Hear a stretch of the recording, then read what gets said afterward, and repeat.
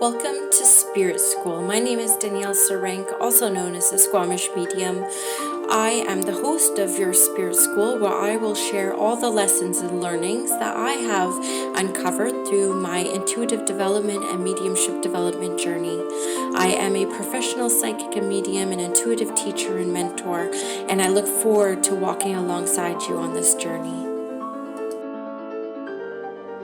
Hello everyone, and welcome back to Spirit School. Today's episode, we're going to be talking about clairaudience, which is the ability of clear hearing. Now, you can go back to some previous episodes where I talk about clairvoyance, which is the clear seeing, and clairsentience, which is the clear feeling. So today we're going to be talking about the clear hearing, clair. When we hear about developing your clairs, this is one of the clairs. Clairaudience. So some statements that surround clairaudience are I hear, I think, I imagine. There's some signs that you may be naturally clairaudient.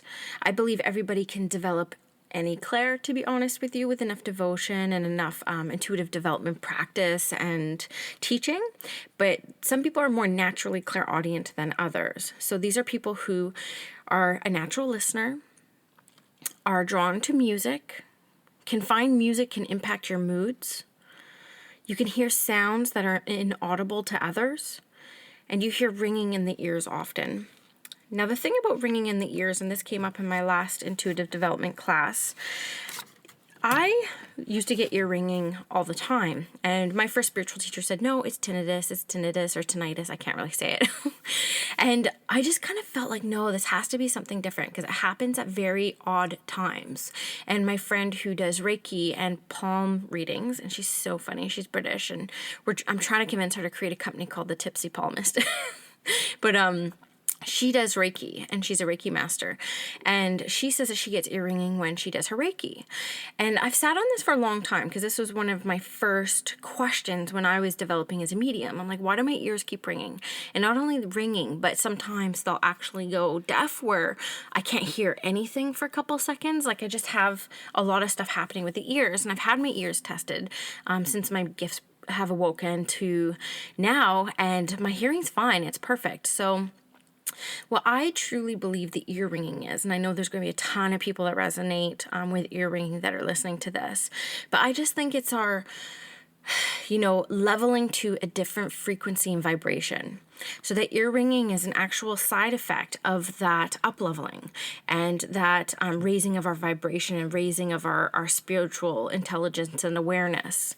So that's what I think ear ringing is. I also think sometimes it is like a download as well.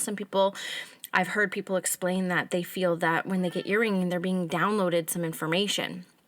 So I encourage you, if you listen to my last episode, I really encourage you, if you hear something that's of interest to you, definitely do your own research and look inside yourself to what the answer may be for you. And the ability to hear the whispers of spirit through this amazing ability of clairaudience is one that many have, yet so many doubt. As a clairaudience typically sounds like your own voice and your own thought and your own inner dialogue with variations of your own sounding voice. As this ability develops, the discernment between your own voice and that of spirits will become more defined. And this is very, very true. And it actually, clairaudience was the last clair for me in my development journey that I actually got comfortable with and started to trust. Even before the claircognizance, which is going to be the next clair that we discussed, which is the clear knowing. Now that one's tricky, but the clairaudience for me, for some reason, I guess I was always expecting some disembodied voice to be speaking in my ear. And that has happened in my life. And every time it's happened, it's been very unnerving, where I've heard somebody scream my name and I can hear it with my external ear. But true clairaudience and the whispers of spirit actually come with your internal ear. There's no better way to describe that. It literally can appear as if it's your own thoughts. Now, there's a few different ways that I discern clairaudience. One, and I've tested this for myself, sometimes I'll get a thought that comes to me just a little too quickly, and it's usually a pretty good thought. And then when I go to repeat it in my own mind, it almost has like a stutter and like a delay to it. And then I know that, okay, this is likely some clairaudience coming through, some inspirations from spirit. So I'll go take it a step further and I'll ask spirit to give me a sign to validate that that's in fact what I heard. Just to kind of like check my sources, if you will. Also, I truly believe if you're in a reading situation. Like if I am sitting with somebody for a mediumship or a soul reading, I trust that the thoughts that are coming through my mind at that time are actually clairaudience and for my sitter. That just comes with a lot of experience and a lot of testing and trial and error and a lot of faith. I just have faith that what's going on in my mind and the internal dialogues that I'm having are actually with spirit and for my client. And so I just express what I'm getting and they're able to validate it or say, no, I don't understand that at the time. So the discernment between spirit's voice and your own internal voice really takes time, energy, and patience to understand. But I guarantee you, people out there who are like, no, I'm not very clairaudient, I would be very encouraging to you to take it a little bit deeper, do a little bit more development, and I'll talk about different ways in which you can strengthen this clair near the end of the podcast. But give it a chance, because some of my favorite readers are extremely clairaudient. If you look at John Edwards, for an example, he had that show Crossing Over, and he has a YouTube channel, a Facebook page where he does like amazing episodes of his show on his John Edwards TV, I think it is. But he's incredibly clairaudient, and he's so confident about it. I'll give you some examples while we're here on how clairaudience has appeared to me. And I've doubted it, but now know that those were actually instances of clairaudience. So one time I was driving in my car, and my mind said, oh, there's a lot of police out today. And I remember saying to myself, no, there isn't. And just as I turned the corner, the entire street is barricaded off by police. And I was like, ooh, that's so interesting. Another time as I was driving downtown Squamish and I was trying to find a parking spot close to my doctor's office, and I parked 2 blocks away, and my internal voice said, keep going, there's a spot right by the clinic. And of course, Virgo, perfectionist, scaredy cat, decides to just trust my first thought, which is my own thought, and just like stay there and walk the 2 blocks and hustle because I was running late. Sure enough, I walk up towards the office and there's like 3 parking spots there, which never happens on a weekday downtown Squamish. And so, that's another example of just like this internal dialogue that comes so easily. And I'm almost like arguing with it in my mind's eye or in my spirit ears. But these are just like super small examples. I've also had some come up in readings, like very recently. I was doing a mediumship reading for somebody, and I never really get names. I'm not a great name person yet. That is something I'm actually developing on. It's actually kind of like the unicorn of readings are like names. And so I've told Spirit and I put it out there. I'm like, I want to get better at names. I'm like, so can you work with me on this in any way? So I was sitting with this woman and I kept getting the letter J. I'm like, J, J, J, J. And I wrote it down like 5 times because I write while I read. And I said, is this gentleman's name start with the letter J? I keep hearing J, J, J, and I was hearing it. And she was like, well, actually, his name was J. And I was like, oh my God, okay. Then that makes total sense. But I kept hearing in my internal ear, J, J, J, J. And so it was really validating for me. And I did a little happy dance the next day because I was like, I got a name. And I have gotten names before, but again, they're kind of like the unicorn of readings. Anyone who ever wants to look up probably the most amazing medium I've ever seen in my entire life, and I've seen some of the most amazing mediums in the world, and I'll say this probably till the day I die, but Sean Leonard, Aboriginal medium, he's a Mi'kmaq and he's out in Halifax.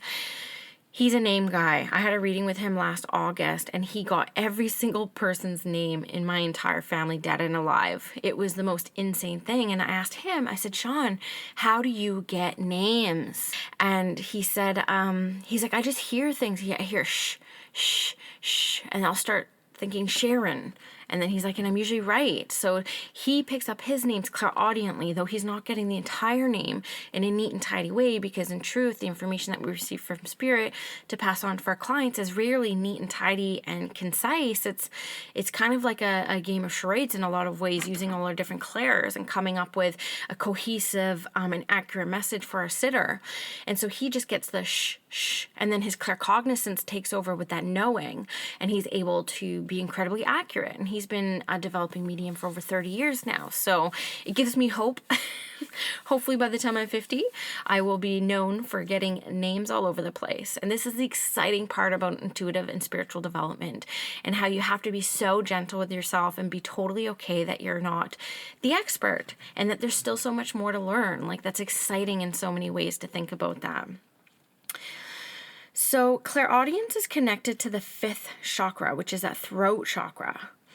The throat chakra, which also rules our clear speaking as well as our clear hearing, both of which are key for clear communication. You may physically feel tingles in your throat when you are using the chakra through clear speaking or hearing, especially when you're speaking your most inner truth. So as I was developing my clairaudience with intention, I knew that it was connected to the throat chakra. So when I have the intention to develop this clair and the throat chakra, what happens sometimes is that it will actually get tingly, like on the skin and internally. You might actually feel it tingle. Or sometimes if I'm sitting with a client, my throat chakra tightens. And when it tightens, I know I'm speaking about somebody or a situation in which the real truths are not being spoken. And so I can always feel that with people. And then when it's expansive, sometimes when it's like kind of like I can't even feel it, it's just like so expansive. I'm like, wow, somebody's like really good at speaking their truth, almost to the point where maybe we need to scale it back a little bit. So there's a lot of information that we can physically feel when it comes to our clairaudience and the development. So pay attention to that throat chakra area, even though we are talking about the ears. You pay attention to the ears as well, but this is the area that's connected to.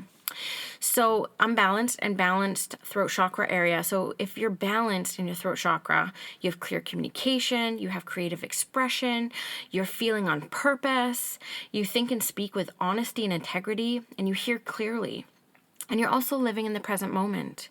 When you have an unbalanced throat chakra, you're insecure, timid, rude, arrogant, fear of speaking up, you have a small voice or gossip, the inability to listen. You feel like inauthenticity is happening with you and around you, and you may find yourself with a sore throat or an aching neck. So different ways in which we can heal and balance the fifth chakra are affirmations such as I speak and hear authentic truth, I am aligned with my highest truth, and I speak with love. Essential oils for this energy center is frankincense and cypress, peppermint and eucalyptus. And the healing crystals are blue lace agate, like I said, sodalite, turquoise, aquamarine. And there's many more than that, but these are just short ones that I just want to put on for the purpose of this podcast. And right now, I have a blue lace agate or agate crystal in my bra because I put it out to spirit and the universe that I want to be able to speak clearly and communicate effectively while I'm recording this podcast episode. And so this crystal is correlated to the throat chakra. And I'll also do some visualization around blue around my throat chakra to be able to have clear communication.